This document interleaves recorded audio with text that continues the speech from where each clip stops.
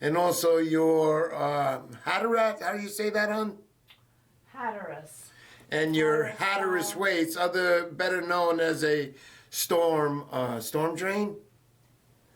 So tell me, what is I it? don't know. Storm weight. Oh God, you gotta do that. Cut that out. Yeah. Oh, don't put that in. No. It was here. We were looking at this freaking thing.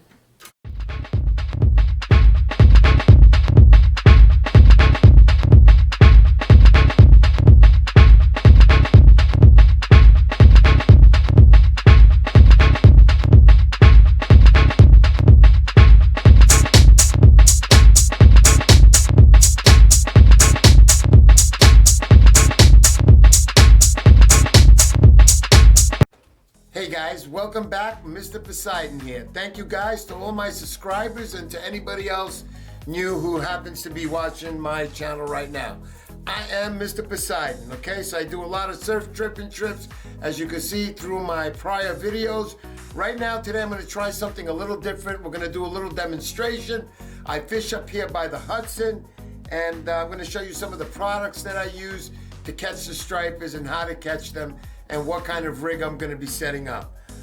I wanna make sure you guys know this Sunday, 10:30 a.m., it's another Poseidon show. That means I got another prize set up for you guys. So that's right. You know Mr. Poseidon, you see my other prize videos, you know that I don't give out cheap prizes. I'm not getting sponsored by anybody. Nobody's sending me anything. Not even the Snell Tide circle hook. I've gotten nothing. So I just want you guys to know I love doing this. I enjoy doing this. So this Sunday again, January 17th, 10:30 a.m. That's East Coast time. Show up. Make sure you leave a comment at the bottom of this video. It's not about the best comment. Just leave a comment. So when the computer grabs it and it generates the name, you'll be in there. You'll be qualified. Make sure you're a subscriber and definitely hit that like button. And if you're not, please subscribe to my channel. I hope you enjoyed today's show, and let's get with it. So basically here, what I have set up, guys, is what I use to fish the Hudson. I'm gonna go through this real quick with you. Obviously, you guys know out there, pyramid sinker. You know what that is right there, okay? We all used it before. I like this because it digs in and it holds the bottom pretty good, and it doesn't allow B-roll. Now, as far as ounces go, you got to figure that out the day you're fishing, what the tide, the winds, if that's all affecting it. So you can actually go from either a 1 or a 4, whatever you guys decide to use. This other one, I call them a teardrop sinker, but the actual name is a bank sinker. So the final one here is the Hatteras style, or a storm sinker. Now, as you can see the difference here, it's got like a half a pyramid actually built into it or whatever. But these hold really well, man. They dig into the ground and they hold it from rolling on the edges. Now, when you hook these, I'll use the pyramid for an example. You got your weight slider, okay? I'll pull out the weight slider. You would snap that open like this, right? And you'd slip the weight right on there. Take a braided line and you run it right through. And that would be hooked up to the swivel. And the swivel is hooked up to your leader, which I'll show you. But I'm showing you these now in black and yellow because I want to show you something that you guys should know. For those of you guys who are using these, right, and you're using braided line, look at the black one, just how thin it is compared to the yellow one, how thick it is. Now, I've used braided lines. I've used these in the beginning, and they cut right through, dudes. They slice it right through. Either you're gonna lose your gear, as far as the weights and hooks, and the other one here is a tough one, and it holds. So I wanted to show you guys the difference in those when you go shopping for them. Make sure you get the thick barrel here, man. The thick barrel is the best one. All right, as far as bells, I'm gonna mention, you've seen these all over, these bells. Now these over here, these I got from a buddy of mine, Jay. Jay, thank you very much. That was a nice gift. These bells, guys, now I'm going to tell you something about Korean products. This is a Korean product. Now, I also do a lot of camping, things like that back in my day. Koreans make like German engineered products when it comes to camping. Their products are dynamite. And I'm going to tell you, This is a dynamite bell because it's all metal. It grips really good. Now, you got to be careful on your rods, obviously. If you're going to hook something with metal onto it, not to damage it. Maybe you want to put a piece of tape around it or something just to hold it, for it not to scratch it. But as far as these won't come off, man. I've cast with these and they still stay on. So, and they're a nice size, nice little small little bells, and they work great. But those are the two different types of bells. These, you guys know, I put them on and I'll cast out and I'll lose them. I'll lose them immediately. But just wanted to say, these I don't know where to get from. You can look for them online if you want, but these are the ones I would prefer. These metal ones are great. If you're gonna be doing any night fishing, I like these clip-ons. They clip onto your rod, it stays on securely, and through the night you should be able to see this glow, and if you get any nice hits, this along with a bell on there should do the job best.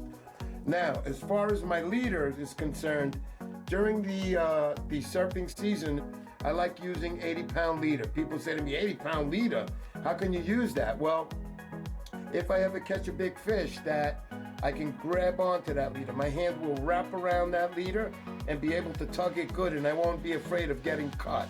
Remember how braided line will cut your hand if you even attempt to do anything like that. But in the freshwater now, I chose to use a 50-pound leader. Again, it's kind of thick. I like it like that. I won't get cut, and I should be fine. Now, I got something to tell you guys as far as the hooks I'm getting. Now, I went to 3 different tackle shops, and all of them have what's called Octopus circle hooks. You know, it says Octopus inline circle hooks. Now, all these hooks, I took one out here. I wanted to show you guys. So I took one out and I wanted to show you guys. It's a big one. It's a 7. I'm gonna use a bigger hook so you can see what I mean. The difference between a octopus hook and a regular hook is this. Number one, they're both the same. You see that little turn there on the end of that? On the end of that hook, it points right to the shaft. Top is, as you can see, it's bent. All right? On a regular circle hook, it's straight. These types are good to use with a Snell knot because you run it right through, and I'll show you what I mean now. I'm gonna put up a little diagram also right now for you guys to see really quick.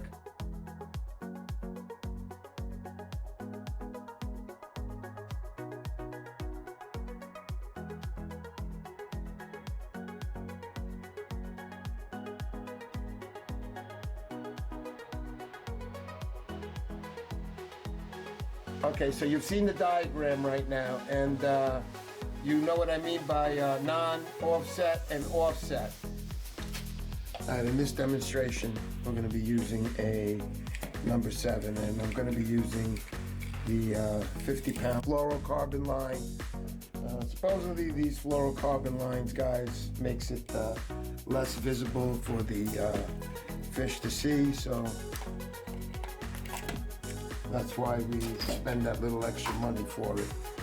All right, so the octopus hooks comes in both traditional and circle hook style. The difference between a conventional circle hook and an octopus circle hook is the bend of the eye, which is right there, fellas, as you can see. The difference between the traditional octopus hook and the circle octopus hook is the bend at the point of the hook, which is right there, guys. You can see it bends and it points directly to the shaft. Generally speaking, the circle style hooks don't require a hook set and are pretty good at hooking fish in the mouth with live bait rigs. So here it is right now. I'm going to show you how to tie a Snell knot, which is the easiest and the best for these circle hooks. At least I feel is the best. You can't just tie a little knot at the end of that hook and have this swinging back and forth, all right? You want it connected to the hook where the fish is going to bite. So you can see right now, I'm running it through right here. And I'm bringing it down. I'm giving myself some sufficient line, and I'm going to make a loop right there and grab it. Right over here. That's the loop. And then I'm left over with this up here, and then I have this loop here. So you can see here, I'm just going to grab it right on the shaft. This is the main line going back to the reel. So now you start tossing it, you start rolling this around the line as this, just like this. Let's keep going around. Don't let that other line mix you up, guys. It's the main line again. I would say go around at least 7 or 8 times you know, depending. I think I'm good right here. Maybe I'll go around one more. You can see how I'm holding them. You see how my index finger's holding those circles best as I can. So I grab it, remember now, didn't make it open. Excuse me, there's that loop that I'm looking for, right? So I take this one now and I roll it right through there. I grab the whole thing again. Try to be good with this, guys. Grab that whole thing and then just pull. And it'll come right up on you. Now I had a tool here that I use, all right?